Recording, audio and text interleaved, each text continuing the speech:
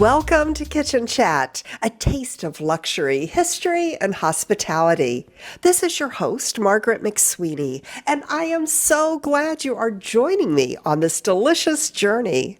Today, let's discover the world of matcha. As a tea aficionada, I recently attended the World Tea Expo in Las Vegas and the Chicago Tea Festival. Matcha was definitely a hot topic. I wanted to learn what exactly is matcha and why is there such a huge demand? The global matcha market size was valued at $4.3 billion in 2023 and is expected to reach $8.69 billion by 2032. Let's first chat with Noli Ergas. He is a certified Japanese tea advisor. We met at the Chicago Tea Festival. I just did a presentation on matcha, which for those of you who may not know is simply a milled, so a fine powdered tea from tencha, which is green tea from leaves that are steamed and then not rolled during drying. This tea has been quite the health craze lately and also Instagram, TikTok craze. It is indeed quite healthy for you. It's got a lot of health benefits from antioxidants, a lot of things that it helps prevent through regular consumption, a lot of lifestyle related diseases, a lot of correlations with showing lower cases of cardiovascular disease, cancer, and a number of other things. Plus, it tastes great, it helps keep you awake, and it's great for you. I enjoyed learning how to prepare matcha at the World Tea Expo, and that bamboo whisk is very important. Water is around 165 degrees. Since compared to coffee, it's a lot more delicate. Before you put the matcha powder in here, you sift it through to make sure that there's no more clumps, and it brings out more flavor when you make your matcha. And then when you start, you want to make sure you bloom your whisk to make sure that it's more delicate than when you first started. So this is the shape it looks like when you first buy it, so you want to make sure you bloom it. And with this kind of device, it retains the shape to make sure it stays this shape. And then so we're going to pour, this is around 3 grams of matcha, and then you want to put around 50 grams of water. And when you make it, you want to do like zigzag shapes.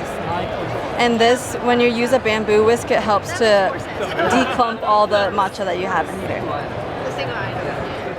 So yeah, that's how you make matcha. And then you just pour and it's ready.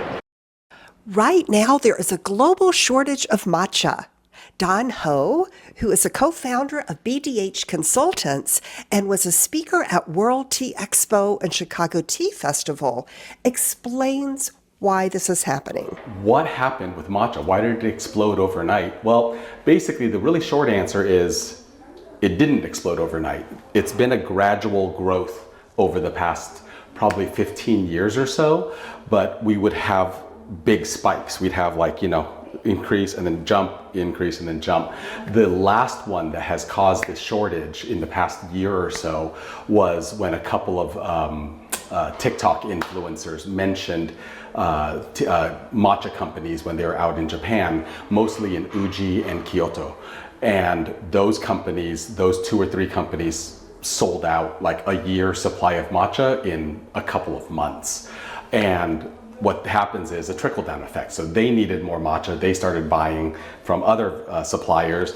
Those vendors, they didn't have ability, so they went and bought from other people. And the domino effect is now there's a worldwide matcha shortage. Luckily, now that people can, the farmers can predict better and see that there's going to be more demand over the next few years, they can increase production levels. And hopefully this is a short-term, 1 or 2 more year issue. But after that, matcha has only shown growth for the past 10, 15, 20 years.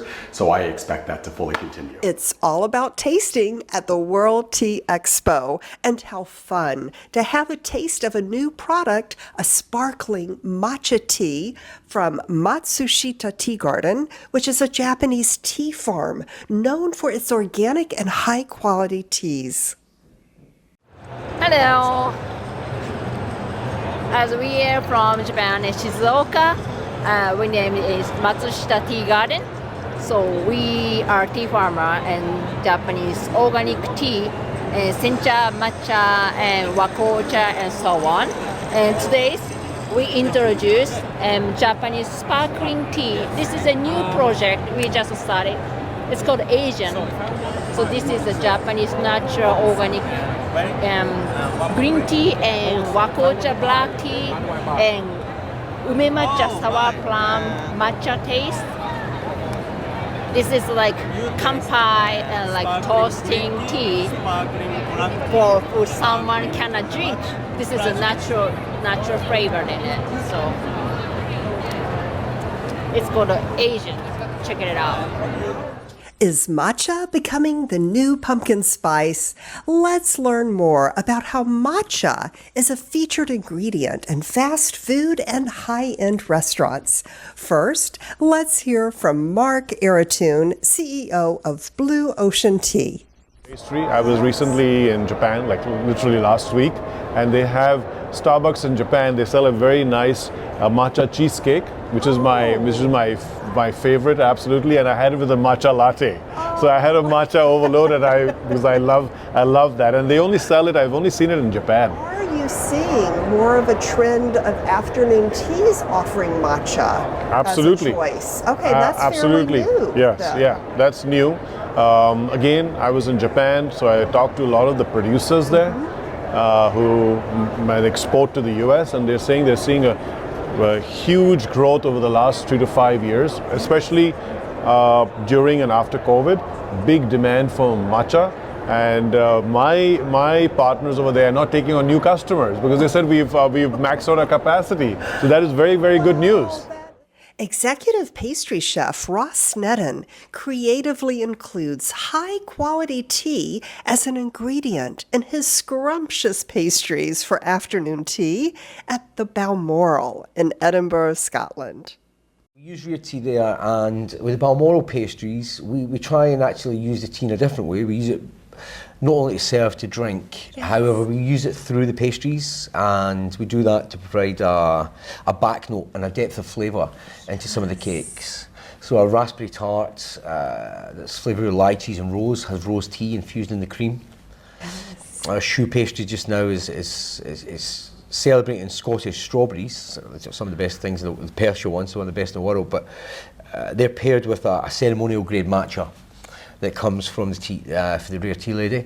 Quite often in patisserie you see matcha being bright green. Yes. Do you know, it's almost like green. Mm-hmm. And ours is a more subtle pastel one. It's because ours is proper drinking matcha.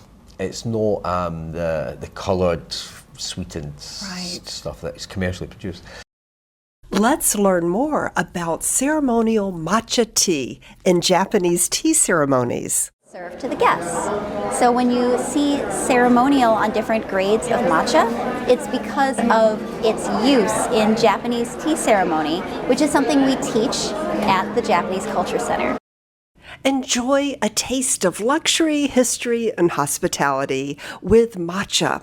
Matcha originated in China during the Tang Dynasty, 7th through 10th centuries, and was introduced to Japan in the 12th century by a Zen Buddhist monk.